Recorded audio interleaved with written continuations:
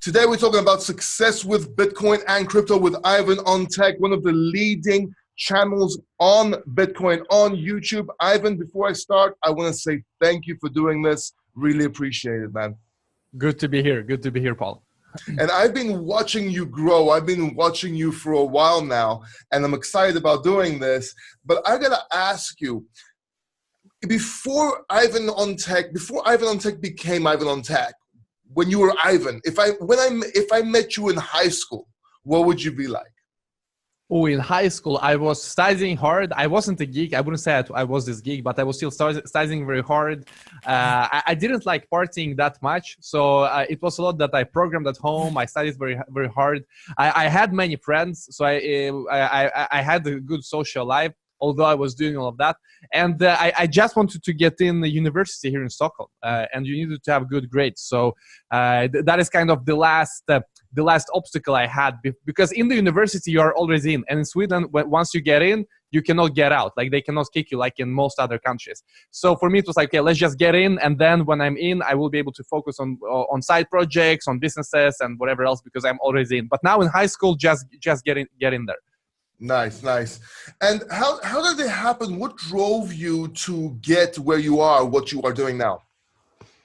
It happened randomly, because I was a software developer. My background is software, and I was interested in how Bitcoin works, how everything really can work in this decentralized manner, but it wasn't something that I looked for a career in. But then I worked at Ericsson here in Sweden, in Stockholm, and I realized that I'm the only one that knows crypto, basically, in the office. And you had all of the senior guys, developers, managers, and all kinds of people that were way more experienced than I am in normal technologies, but they have zero idea about Bitcoin. So I saw that I was climbing through the ranks quite quickly. My career was boosting. And I was very young. I was still not out of college, but because I knew this about cryptocurrencies and about Bitcoin, I had so many opportunities. So this really what led me to create the YouTube channel, because I saw a niche and I saw a need, and really YouTube channel was more for explaining to my colleagues, to people in my office. But then it blew up internationally, and now it's full-time crypto. Nice, nice. Now, they say success is in the name. And before I go on, I just want to say this is for the Crypto Factor, the book, the Crypto Factor Volume 2, where Ivan's going to be, and we're really excited about that. Awesome, man.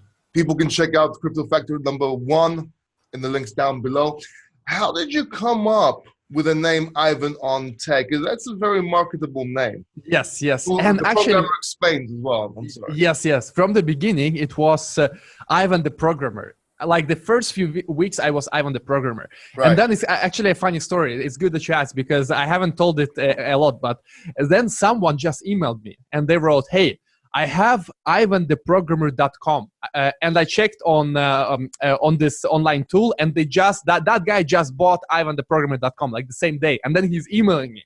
Wow. Do you want to buy it? I was, get the hell out of here. I'm not buying it. I have like 10 subscribers. I will change it. And by the way, before I change it, I will take the name that I'm changing to. So then I bought ivanOnTech.com. I changed my YouTube channel, and from there I'm Ivan on Tech. But from the beginning, it actually was Ivan the programmer. Nice. And what about the slogan, "The Programmer Explains"? Because that was pretty smart as well. Yeah, it just it felt right. I don't know. I tried to think about titles, and it is a common thing to use on YouTube, like, lawyer explains, or this professional explains this. So for me, it was just, hey, I'm a programmer. Let's have programmer explains, and this became kind of the trademark, and people recognize me for that now. So it was a good choice too, actually. Okay. My next question is this. You actually had an interview with Grant Cardone. I got to ask you. Yeah. Number one, how did you do it? Number two, I can see you've been influenced by Grant Cardone. I think that's when the TV. Yeah. Exactly. So the reason I have TVs is because of Grant Cardone. The reason I do shows every day is because of Grant Cardone too, because he also does every day, and he has like 100 employees. So if he has time and he has employees and wife and children, then I also have time. I watched his channel and his streams a lot. And on a stream, he said, "Hey, call me and show me your following, show me your audience, and I will come on your channel."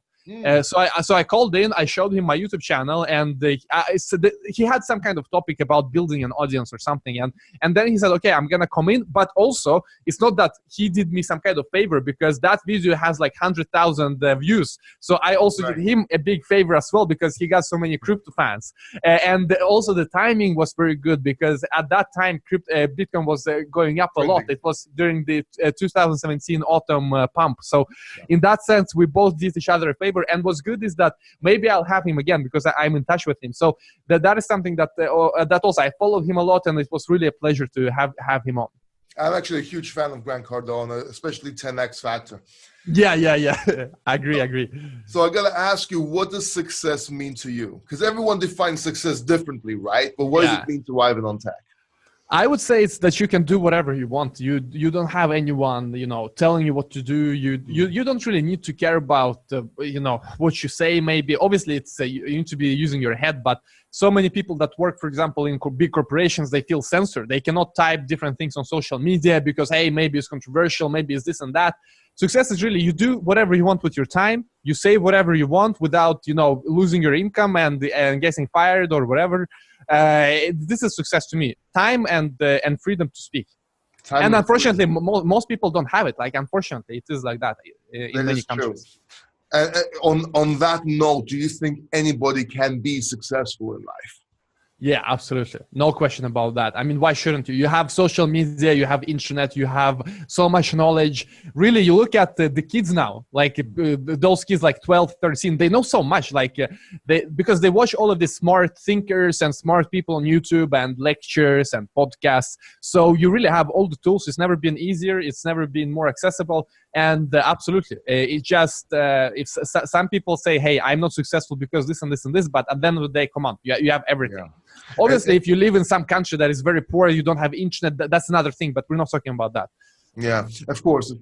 And what's sad is a lot of people are masters at using Facebook, Twitter, and social media, but don't use it for anything else rather than posting their own stuff, right? It should only be for learning. Like, YouTube is great. Yeah. That is why I think my YouTube channel, I like working on it because I feel that it brings value. And YouTube is this social media where you can use it to learn so much. I've learned so much on YouTube, really.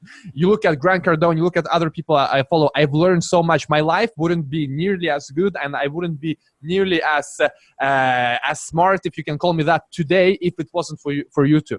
I've learned so much. So really, YouTube is amazing when it comes to learning.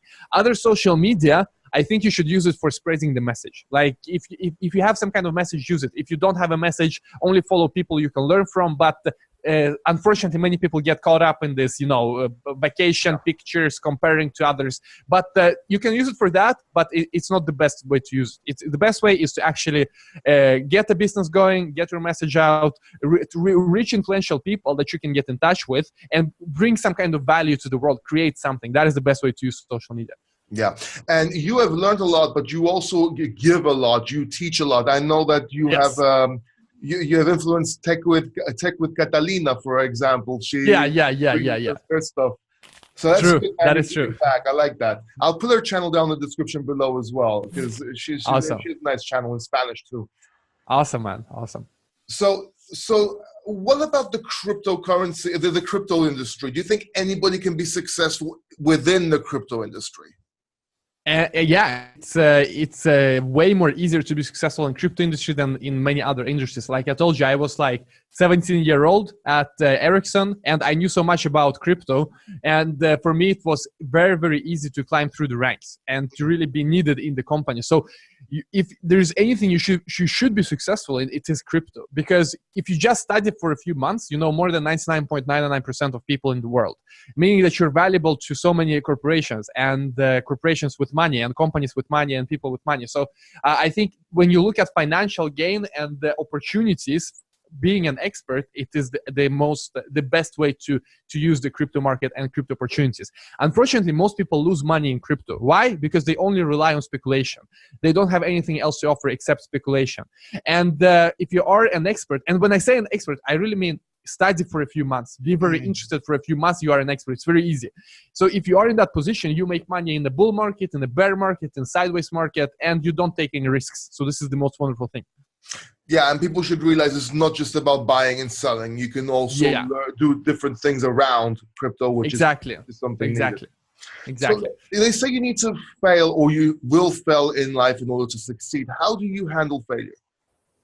Oh, I just think it's inevitable. Like I fail quite often. You look at, I do streams every day, and sometimes there's tech issues. Sometimes there's something with, like today. Like today is a good example. I just feel that there's some kind of background noise in this microphone. I have no idea what it is, but you know, it's all about I think quantity over quality, really, because so many people get stuck in this perfection mindset, but it's quantity over quality, and that will lead to quality as well, because you do it every day, you do it so much. So I would say just think quantity over quality, and that will lead to quality, because at the end of the day, so many people, I know so many people that got inspired by me as well. My friends here in Stockholm, they're like, hey, I need to buy this camera to start YouTube. I need to buy this. I need to get this. But hey, just do it. And the same is with a lot of other things. It's a quantity that is the key. Yeah, I totally agree with you on that one. Perfection kills production. Yes. Do you think mentors are important, and do you have any mentors? Very important. I don't have any, physical mentors, but that is why I'm telling you, YouTube is so important to me, because that is where my mentors are. It's international. It's everyone. I have a mentor for a few months, then I find someone else who gives me more knowledge. So be flexible. You use everyone you can, and on YouTube and other social media. If you have someone in your town, perfect. Use him as well, or her. But chances are you will not find them in your town. You will find them online, because you have 1 trillion more people there. Got you. Daily habits and morning rituals. Do you have any, Ivan? Really, I have good morning crypto. This is morning ritual. I need to get up. I need to kind of prepare what I'm gonna say. Although I have prepared the night before, I take a shower. I get here, but it's not really any special thing. It's just I shower. I quite often I am in my bathtub. I wake up. I put myself in the bathtub for 30 minutes, and then I come here into the studio and I do good morning crypto. It's funny. I asked Travis Wright from the Bad Crypto podcast. I'm like, do you have any morning rituals? He's like, yes, I wake up. Yeah. What is the one characteristic people, your loved ones, know you by? Oh, I think a big heart and work hard. That is it. Oh, what about people that don't like you? Don't like?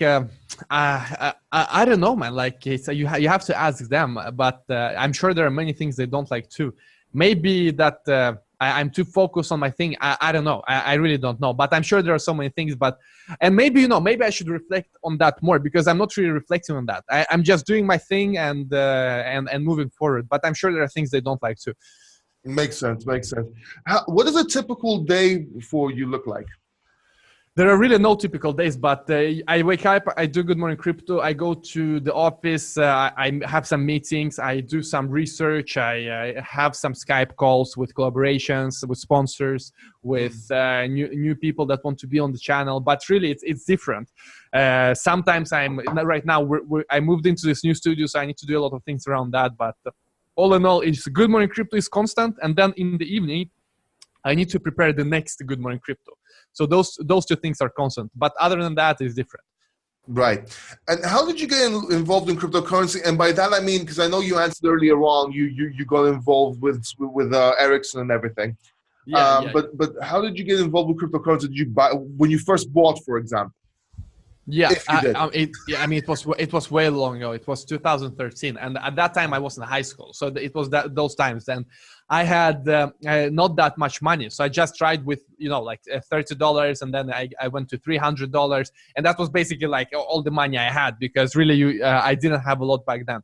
And I got in at the top at $1,000. It crashed to 200 because it was I got in on the top of the bull market at that time. But I was so interested in crypto. I was interested. Okay, how can it work? How can you have this system? And I just kept studying and kept learning, and this is really how it started. I was interested as an engineer. Nice. And where do you think this market is going? The whole market. I think the future is bright. Obviously not financial advice, but future is bright. We have great fundamentals. They're changing the world for real. You look at many different countries with hyperinflation, financial instabilities, where you cannot really transfer money however you want. There's so many problems in the world. And another big problem is financial exclusion. The fact that if you live in many countries in the world, like many countries in Africa, maybe you're the next Elon Musk, you have a great idea. Issue is you will not get any funding because you have no bank account. You cannot do international transactions. And obviously, if you cannot do that, then your country is poor because you're not able to enrich your country. You cannot take foreign capital into your country. So I think this is the way we need to be thinking, because imagine I'm an entrepreneur in some kind of a poor country and I get a big investment. Now I hire employees. Other people in my country also get rich because I pay them to do work. They can use their talent to become wealthy. And then they become rich. And so it becomes a positive spiral. You don't have that, you don't have anything. So therefore, I think it's so important to have international permissionless transactions. Nice. What do you think we should be looking out for in this market, in crypto in general? Looking out for what do you mean? Where should our attention be at? Attention should be at fundamentals at the end of the day. But at the same time, many people get excited about speculation. And, I'm not going to say that it's all negative. In many ways, speculation is positive because people get excited about the fundamentals, really. That is how many people learn. When they invest money in some kind of coin, now they want to know what the hell they bought. They want to know what is this, and they start following it, and they start reading news. So it's about fundamentals at the end of the day. Now, you mentioned you were interested in technical analysis lately. I was watching your live stream, Good Morning Crypto, which was amazing, by the way. Do you think do you want to talk a little bit about that? Why do you think that's so important? Yeah, I think it's just something that I have room to grow in, really. It's something that my intuition has for a long time been telling me that this is not something that really works. I mean, especially in crypto when everything is so unpredictable, I still think that it's all about probabilities, but I was inspired by the interview with Tone Weiss I had yesterday and a few other people I follow or just on Twitter, and I know friends who are into TA. So it's just, hey, I think it's something that I can learn more about, and this is the opportunity I'm going to use. And also, I feel that at the end of the day, you should be looking at all sides. So fundamentals, but also in the short term, technicals. I think fundamentals are most important, at the end of the day. But because I am in crypto, I'm doing crypto shows every day, it is also kind of people demand it from me too. And they're like, hey, Ivan, can you look at this? Because what happened today is that someone asked me in the chat about technical analysis. And so I wish I could tell them something. I wish I could share my knowledge. And therefore, it's something that I'm interested in right now. Nice. I recommend watching the chart guys, by the way. I'm going to leave a link down in the description. The chart guys. Nice. Check them out. They're awesome. So, nice. Will crypto succeed and why? Will it succeed? Absolutely, because of fundamentals, the things we talked about previously. And you see a very good track record with all the bear markets and all the crashes. It's still here, it's still growing. So it's not going anywhere. Many people realizing the value, especially actually the rich people too, because if you are rich and you have a lot of money in your bank account, question is, are you going to be able to move them however you want? How many questions will you have to answer before you can move them however you want?